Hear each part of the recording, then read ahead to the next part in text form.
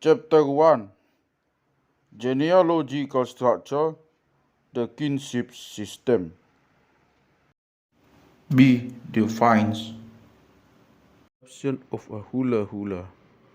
It is so necessary to the life of a Batak that he receives benedictions from the side of his Hulahula that a female slave in a region such as Samosir, for instance, where there was much kidnapping and slavery during the Pidari time, was later unable to find her kinsman, adopted a father on her marriage in order to acquire a Hulahula.